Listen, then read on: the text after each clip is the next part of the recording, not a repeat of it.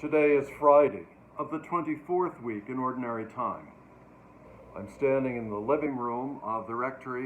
You see the dining room just behind me. Today we observe the memorial of Saint Robert Cardinal Bellarmine, formerly of the Society of Jesus. Why do I say formerly? Because both the Cardinal and Pope Francis needed to be dispensed from their vows to the Society of Jesus in order to be made a Cardinal and Pope, respectively. Otherwise, Bellarmine as Cardinal and Francis as Pope would have owed obedience to the Jesuit Superior General, and that would have been institutionally incoherent, and so both had to cease being Jesuits to assume their new roles. If Bellarmine were alive today, we would see him as one like Saint Pope John Paul II, and not like Pope Francis. Bellarmine and John Paul were well educated in philosophy and theology. Both were articulate writers and preachers and charismatic personalities. But both lived in the theoretical, abstract thought world that concerned itself with the transcendent, and both lived in the culture of the Vatican and the church hierarchy. In that culture, their primary conversation partners, and probably lunch and dinner partners, were other members of the same culture, who promoted that abstract thought world as that which held their culture together, and as that which presented ultimate truth to the world. But both mistook their culture and its thought world for the realm of the transcendent. So what they defended against all comers was their culture and thought world, not the perfect truth of the divine.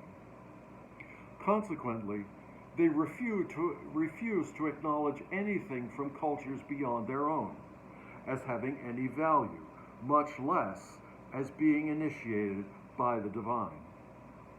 Bellarmine played a role in the fiery death of Giordano Bruno at the stake in 1600. A free thinker with interests in science, astronomy, philosophy, and theology, Bruno refused to accept unthinkingly the theology of his own day. And the church hierarchy, still reacting against the Protestant reformers, executed him.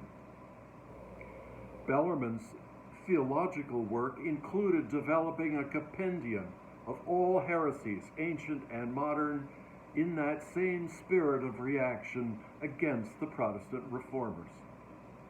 He led moves to implement the decisions of the Council of Trent, which were nearly all doctrinal restatements of magisterial teaching and condemnation of non-believers. He also played a role in the condemnation of Galileo in 1616 and 1630, mistaken actions that John Paul II acknowledged in 1994 and apologized for in 2000. This history helps us understand why women have been routinely denigrated and disregarded as equal partners to men in the church's life and as legitimate holders of authority.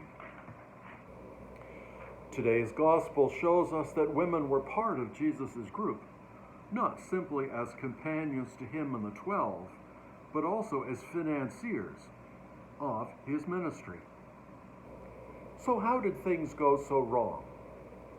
The bishops of the later 1st century and their subsequent centuries took Greek culture and thought as their cultural models, allowing abstract philosophical truth to supplant love as Catholicism's core value, and allowing men to supplant women as equal partners and authority holders.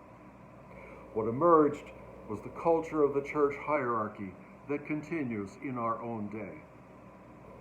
This history helps us understand the opposition of many U.S. bishops to Vatican II, and to revelations from our culture about women, people of different sexual orientations, divorced and remarried Catholics, social justice concerns, and the outward-looking, world-embracing call of Jesus. Ideally, this history will remind us to differentiate between our own social culture and the church culture of the people of God with Jesus at our center. In other words, though many people who attended the Met Costume Gala at the Metropolitan Museum of Art in New York last Monday might agree with the reform movements of the 1960s and our own time, they are not our source of authority for these reform movements. We must take these reform movements on their own terms, pray about them, discern the spirits, reflect on scripture and tradition, and come to wise decisions grounded in God's love for each of us and God's desire that we enter into the fullness of life that only God can give. As a final note, if you don't know what the Met Costume Gala is, please Google it and look at the photos on the Vogue website or that of the BBC or other media. And please get with the program. If I know about it and you don't, you're not paying attention.